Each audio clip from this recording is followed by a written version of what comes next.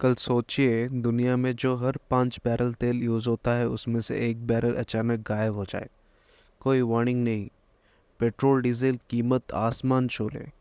Petrol pump खाली, airlines बंद, economics बर्बाद। और ये डरावना सपना अभी 2026 में हो रहा है, सिर्फ एक छोटी सी पानी की पथरी जगह की वजह से।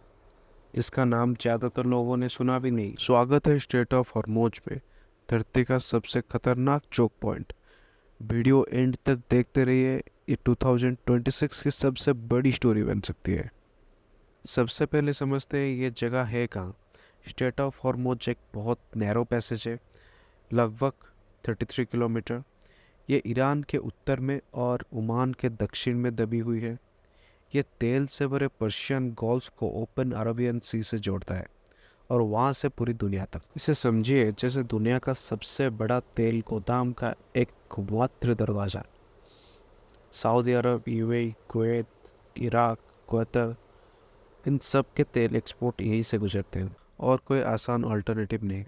अब आप बोलोगे कि बाईपास पाइपलाइन, वो बस दिन के 3 to 5 मिलियन बैरल्स हैंडल कर सकते हैं, पर straight of Hormuz 20 million barrel handle करता है। दुनिया का टोटल ऑयल कंजप्शन का 20 to 21% और सी वन क्रूड का 25 to 30%। इसके साथ एशिया इस पर बहुत डिपेंड करता है। यहाँ से गुजरने वाले तेल का 80 to 85% एशिया जाता है, जैसे कि इंडिया को, चाइना को, जापान को, साउथ कोरिया को। तो सब इतना नर्वस क्यों है एक छोटी सी जगह को लेके? ये आपको तब समझ में आएगा जब आप इसकी ज्योग्राफिकल और पॉलिटिकल कॉम्बिनेशन को समझोगे। बेसिकली ईरान पूरे नॉर्दर्न शोर को कंट्रोल करता है, बीच में कुछ स्ट्रेटेजिक आइलैंड को भी। उसके पास शोर based anti missile, fast attack boats, mines, submarines, drones, सब कुछ है। और वो जब भी चाहे तब अटैक करके वो रोक सकता है। पिछले क्राइसिस में ईरान ने धमकी दी और कभी कभी किया भी कि शिपिंग यहाँ रोक देंगे या हरास करेंगे। ये लिवरेज के लिए करता है वो। ये उनका अल्टीमेट असिमेट्रिक वेपन है यूएस जैसे मजबूत नेवीज के खिलाफ। पर अभी थ्रेड से बहुत आगे निकल चुका है।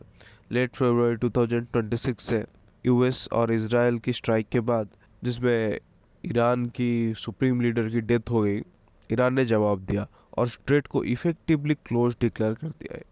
उन्होंने धमकी दी कि कोई भी शिप पास करने की कोशिश करेगा तो अटैक कर देंगे। टैंकर ट्रैफिक बहुत गिर गया। सिवन शिप्स बाहर एंकर किए खड़े हैं, कुछ पर हिट हुआ, इंश्योरेंस कॉस्ट एक्सप्लोर हो गया, कमर्शियल शिपिंग ऑलमोस्ट रुक गया। देखा जाए तो स्ट्रेट ऑफ हॉर्मुज को ईरान ने बंद नहीं किया, लेकिन धमकी जरूर दे दी, अगर कोई भी शिप पास करने को ट्राई करेगा तो हम अटैक कर देंगे। बस इतनी सी बात का असर। इंश्योरेंस कंपनी ने तुरंत बोल दिया इस एरिया में कोई क्लेम नहीं देंगे। शिप ओनर्स ने सोचा बिना इंश्योरेंस के कौन रिस्क लेगा। रिजल्ट, टैंकर ट्रैफिक खुद ब खुद जीरो हो गया। कोई डेयरिंग नहीं कर रहा है क्रॉस करने को। और अभी के लिए ईरान सिर्फ चाइना और रशिया को परमिट दे रहा है, बाकी सब टैंकर्स बाहर अंकर लगाए खड़े हैं। ये है असली गेम। बंद नहीं किया पर पूरा शिपिंग ट्रैप हो गया।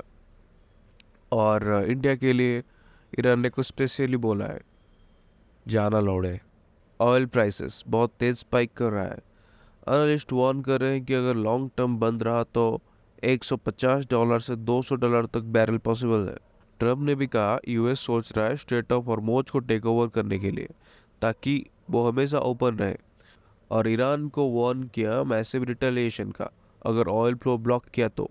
अब बात यह है कि दुनिया पर इसका असर क्या होगा। इट डजेंट मैटर आप कहाँ हैं, बेंगलुरु में, न्यूयॉर्क में या टोक्यो में, कहीं भी आपको क्यों फर्क पड़ता है? क्योंकि एनर्जी प्राइसेस सब कुछ अफेक्ट करता है।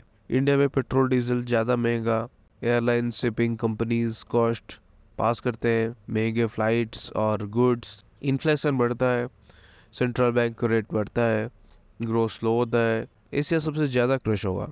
अब बात यह है कि आगे क्या। अभी तक ट्रैफिक बहुत कम है, कुछ दिन ऑलमोस्ट जीरो टैंकर्स। ट्रम्प ने 20 मिलियन का रीइंश्योरेंस प्लान पुश किया ताकि शिप्स फिर से मूव करे, और ओनर से कहा सो सम गट्स। और कुछ एनालिस्ट सोचते हैं कि 2-3 हफ्ते में पार्शियली रीओपन हो सकता है, पर जब तक शिप्स सेफली पास नहीं कर लेंगे दुनिया एज पे ही रहेगी।